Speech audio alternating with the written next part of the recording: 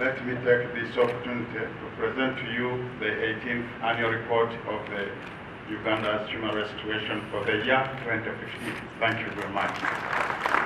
Akakiiko ak'eddembe ly'obuntu kafulumizza alipoota ekwata ku ddembe ly'obuntu y'omwaka 2015. Alipoota gye batongolezza ku Imperial Hotel mu Kampala eraze nti ekitongole kya poliisi kyasinze okulinnyira eddembe ly'obuntu nga ku misango 427 poliisi erinako ebitundu 5 ku buli 100 n'eddirirwa abantu ssekinomu n'ebitundu 23 ku buli 100 olwo amagye ne gakwata ekyokusatu n'ebitundu 12 ku buli 100. Alipoota eraze n'okulinnyirira kw'eddembe ly'abasibe okweyongedde nnyo nga bano baliisibwakanya makomero omuli n'okubakozesa emirimu egy'amaanyi ate nga basasula kitono. Okusinziira ku alipoota eno omwaka ogwedde bannayuganda bangi bakwatibwa mu bumenyi bw'amateeka gyokka mu kubeera gye batwalibwa galimu omunyuzi gwa manyi ate nga gali mu mbeera mbi ddala. Alipoota entongezeddwa ssentebe w'akakiiko aka Uganda Human Rights Commission Medical gwa mwategeeza nti bagikola ne bagireka awo.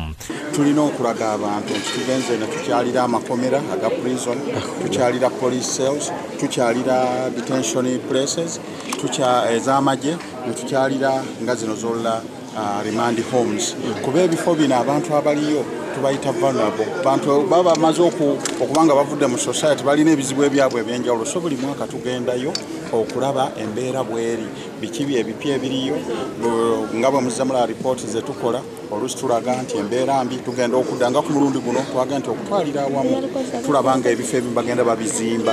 Agambye nti basigala bagirondoola obanga esibwa mu nkola naddala okukugunya abasibe makumira n'amateeka egakwasibwamu. Bongerako ebizimbe ebipya ebikadde babiddaabiriza nga makomera waterborne toilets bagenze bazikola eno system gye tuyita bucket ey'obuloba egenda ekende. Chapter endala gye tutera era gye teekwa okussaako yeraga ebyensimbi. Poliisi ng'ekulembeddwa mu Dina Kyansiime akulira eddembe ly'obuntu mu poliisi bategeeza nti bakola butaweera okulaba nga ebikolwa by'okutulugunya abantu mu poliisi bikomezebwa. Tetuwolereza abatulugunya. Omuntu bw'abanga atulugunyiza omulala era ffe nga poliisi tukivumiira era tugamba oyo omuntu agenda reporting tujja ku investigatinga. Agambye nti abapoliisi abatulugunya abantu bakikola ku lwabwe era nga bajja kuvunaanibwa nga ssekinomo.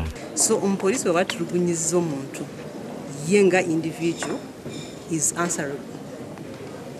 Yeebazizza alipoota eno okufulumizibwa kuba eyambako poliisi okulungamizibwa.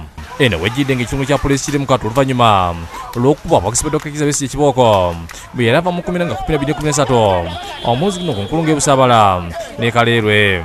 Abasirikale abeenyigira mu kikolwa ekyo mu kiseera kino bali mu kuvunaanibwa mu kkooti ya poliisi. Julius Kafuluma ne Robina Nantale bakisakidde eggulu eno lwa Bukedde TV.